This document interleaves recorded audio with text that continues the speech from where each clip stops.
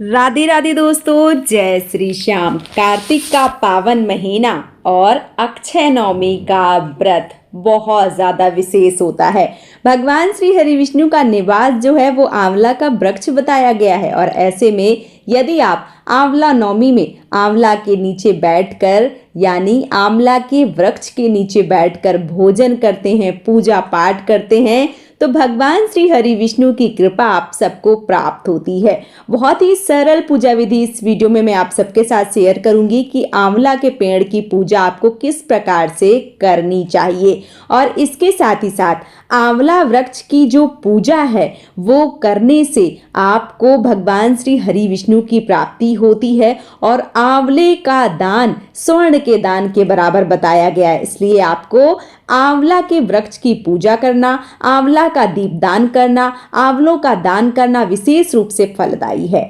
इस वर्ष यानी साल 2025 में आंवला नवमी जो है वो 31 तारीख को मनाई जा रही है, क्योंकि जो नवमी तिथि की शुरुआत है वो 30 अक्टूबर को सुबह 10:06 पर हो जाएगी और नवमी तिथि का समापन 31 अक्टूबर को सुबह 10:03 पर होने जा रहा है।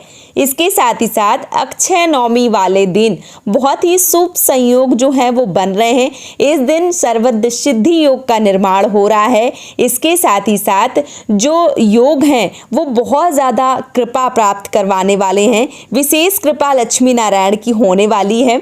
और यदि आप आंवला के वृक्ष के नीचे, वैसे तो कार्तिक के महीने में, पूरे कार्तिक के महीने में आंवले के वृक्ष के नीचे बैठकर यदि भोजन किया जाए तो भगवान श्री हरि विष्णु की कृपा प्राप्त होती है। लेकिन यदि आप पूरे महीने नहीं कर सकते हैं तो कम से कम एक ऐसा दिन जिस दिन आंवला नवमी होता है, उस दिन आप आंवले के वृक्ष के नीचे भोजन चाहे घर से बनाकर ले जाएं, लेकिन इस वृक्ष के नीचे बैठकर खाने से पुण्य फलों की प्राप्ति होती है। भगवान श्री लक्ष्मी नारायण का जो निवास स्थान है वो आंवला का वृक्ष होता है। आप आंवला का वृक्ष अपने घर पर भी लगा के पूजा कर सकते हैं, लेकिन आज के वीडियो में मैं आप सबको आंवला का जो वृक्ष है, जो वृक्ष मैंने देखा और उसी आंवले के वृक्ष की पूजा जो है वो मैं बाहर आप सबको करके दिखाऊंगी।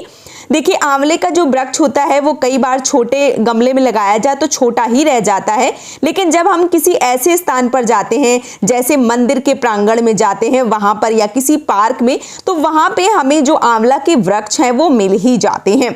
तो यदि आप आंवला का वृक्ष जो है वो ढूंढ रहे हैं या आंवला के वृक्ष किसी कारण से नहीं जा पा रहे हैं, तो आप किसी मंदिर के प्रांगण में जा सकते हैं या किसी पार्क में जा सकते हैं। वहां आपको आंवले का वृक्ष मिल जाएगा और वहीं पर आपको विधि विधान से आंवले के वृक्ष की पूजा करनी होती है। जो मान लीजिए आंवला का दान है वो करना होता है। आप जो देव वृक्ष है वो आंवला का वृक्ष माना गया है, तो आप यहाँ पर दीपों का दान भी कर सकते हैं।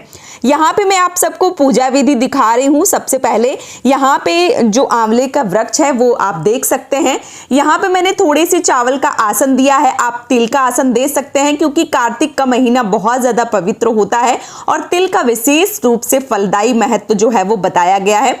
तो आप चावल की जगह जो तिल है उनका आसन दे के सबसे पहले एक दीप जो है वो प्रज्वलित कर सकते हैं। उसके बाद अपनी पूजा जो है वो शुरू कीजिए। तो मैंने यहाँ पे आसन दिया है और जो दीपक है वो प्रज्वलित कर दिया है। अब हम क्या करेंगे, कच्चे दूध से जो वृक्ष है उसको हम सींचेंगे। यहाँ पे जहाँ मैं पूजा कर रही हूँ यहाँ पे एक गोल चबूतरा जो है वो बना हुआ है, तो दूर से ही पेड़ की जो पूजा है वो हम कर रहे हैं। यदि आपको वृक्ष के ऊपर बैठ के शांति से पूजा करने को मिल जाता है तो बहुत अच्छा है। आप जड़ में जो है वो दूध कच्चा सींच सकते हैं, जल सींच सकते हैं, या आप जैसे देख सकते हैं जो चबूतरा है वो काफी बड़ा है, तो मैं नीचे से ही पूजा कर रही हूँ। तो सबसे पहले दीपक जो है सबसे पहले जलाया, उसके बाद मैंने कच्चा दूध जो है वो जड़ में डाला है, फिर जो जल है वो डाला है। इसके साथ ही साथ मैंने वस्त्र के भाव से कलावा समर्पित किया है, जो पुष्प है वो समर्पित किए हैं। और इसके साथ ही साथ खील बतासे आप किसी मिट्टी के पात्र में भर के भी रख सकते हैं, या आप इसी प्रकार से प्लेट में जो है वो रख सकते हैं, क्योंकि वहां पे छोड़ना होता है। तो आप जो कच्ची मिट्टी है उसका जो पात्र है वो रखिए, तो वो ज्यादा उत्तम है, क्योंकि वो वहीं पे छोड़ दिया जाता है। इसके साथ ही साथ आंवले के वृक्ष में आंवले का दान भी विशेष रूप से फलदायी है। तो मैंने यहाँ पे आंवले के जो फल हैं वो चढ़ा दिए हैं। अब मैंने दीपक का भी पूजन किया है और इस भक्त जो भाव से तिलक, चंदन है, रोली, कुमकुम है, वस्त्र है, वो सब कुछ चढ़ा दिए, क्योंकि आप देख सकते हैं मैं थोड़ा दूर से पूजा कर रही हूँ तो जड़ के पास पहुंचना मेरे लिए बहुत मुश्किल हो रहा है, तो मैं यहीं से सारी चीजें जो है, देखिए भगवान क्या है, भाव के भूखे होते हैं। आप भाव से सारी चीजें समर्पित करते हैं तो भगवान स्वीकार करते हैं। तो मैं यहाँ पे भाव से सारी चीजें जो है वो चढ़ा रही हूँ। मैंने यहाँ पे आंवला जो है वो चढ़ा दिया है, इसके साथ ही साथ केला जो है वो चढ़ा दिया। आप जो भी फल मिल जाते हैं, अगर नहीं मिलते हैं तो कोई दिक्कत नहीं है, आप आंवला जो है वही चढ़ा सकते हैं।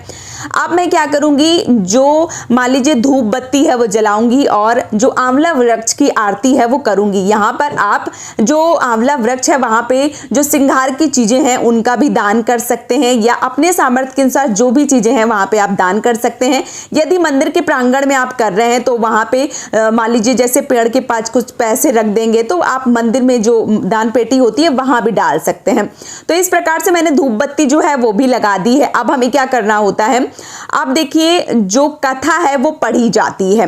तो जो कथा है वो आंवला नवमी की किस प्रकार से कथा है आगे वीडियो में मैं आप सबको दूंगी। अभी आपको क्या करना है, थोड़े से चावल लेने हैं हाथ में और जो पुष्प है वो लेना है और इसके साथ ही साथ जो कथा है वो पढ़ी जाती है। कथा आप फेरी या परिक्रमा से पहले भी पढ़ सकते हैं और बाद में भी पढ़ सकते हैं। मैं पहले फेरी जो है वो लगाऊंगी, तो देखिए कच्चे सूत से भी फेरी लगाई जाती है, या आप मेरी तरीके के अलावा से जो फेरी या परिक्रमा है वो लगा सकते हैं। आप इस दिन 5, 7, 11, 108 परिक्रमा लगा सकते हैं, 9 परिक्रमा लगा सकते हैं, क्योंकि नवमी का तिथि है विशेष रूप से, तो 9 चीजें इस दिन सबसे ज्यादा महत्वपूर्ण बताई गई हैं। मैं यहाँ पे कलावा से जो फेरी है या परिक्रमा है वो लगा रही हूँ। आप देख लीजिए कि आप अगर कलावा नहीं लेके जाती, कई बार क्या होता है बहुत सारा सामान घर पे रह जाता है, तो जो भी चीजें मिल जाती हैं उनसे आप फेरी परिक्रमा लगा दे, नहीं तो हाथ जोड़ के भी फेरी या परिक्रमा जो है वो लगाया जा सकता है। तो जैसे कि मैंने बता दिया, आप 108 फेरी लगा सकते हैं, आप 2 फेरी लगा सकते हैं, 5, लेकिन कम से कम मुझे ऐसा लगता है कि 5 से शुरू करें। 5, 11, 21, 51, 108 इस प्रकार से फेरी जो है वो आप जरूर लगावें। इसके बाद मैं कथा पढ़ूंगी, तो मैंने यहाँ पे थोड़े से चावल लिए हैं, पुष्प लिए हैं। जो कथा है वो सुनूंगी और इसके साथ साथ जो पुष्प है, चावल है, वो यहीं पे मैं समर्पित कर रही हूँ। भगवान को हाथ जोड़ेंगे, भगवान श्री लक्ष्मी नारायण को कि हमारी पूजा में कोई भी त्रुटि रह गई हो तो आप हमें माफ करें और हमारी पूजा को संपन्न करें। इस प्रकार से भाव से पूजा कीजिए। हाथ में थोड़ा सा जल लीजिए और अपनी पूजा का आचमन कीजिए, क्योंकि जब हम किसी भी पूजा को करते हैं तो आचमन करवाना सर्वश्रेष्ठ होता है। तो मैंने यहाँ पे आचमन कर दिया है, प्रणाम कर रही हूँ मैं यहाँ पे भगवान को। और इस प्रकार से हमारी जो पूजा है बिल्कुल सरल तरीके से मैंने आप सबके साथ पूजा जो है वो शेयर करी है। आप घर पे अगर गमले में कर रहे हैं तो बड़ी पूजा भी कर सकते हैं, या आप किसी मंदिर के प्रांगण में कर रहे हैं तो आप बहुत सारा सामान ले जाके पूजा कर सकते हैं। देख लीजिए कि किस प्रकार से आप जो सामान है वो लेके पूजा कर सकते हैं, उसी प्रकार से कर लीजिए। बिल्कुल सरल पूजा विधि जो है आंवला नवमी में कैसे आप पूजा करें ये मैंने दिखाया हुआ है। इसके साथ ही साथ पूजन करने के बाद जो भी चीजें आपने अपने घर में बनाई हैं उनका जो भोजन है वो उसका भोग लगाइए और यहीं पे बैठ के सब परिवार जो है वो भोजन ग्रहण करिए। इससे लक्ष्मी नारायण की कृपा आपके परिवार के ऊपर रहती है और आपके घर में माँ लक्ष्मी की कृपा रहती है और बहुत ही एक तरीके से मैं बताऊं कि पुण्य फलों की प्राप्ति होती है। इसलिए आंवला के वृक्ष में बैठकर नीचे प्रांगण में जरूर भोजन करना चाहिए। तो ये वीडियो मैंने आप सबको एकदम सरल तरीके से पूजा विधि जो है वो दिखाई। आप सबको ये वीडियो कैसा लगा है आप हमें जरूर बताइए और वीडियो यदि पसंद आए तो चैनल को सब्सक्राइब करके वीडियो को लाइक जरूर कीजिए। आज का ये वीडियो मैं यहीं पे समाप्त करूंगी। बहुत जल्दी मिलूंगी एक और नए वीडियो के साथ में। तब तक के लिए जय श्री श्याम, राधे राधे दोस्तों।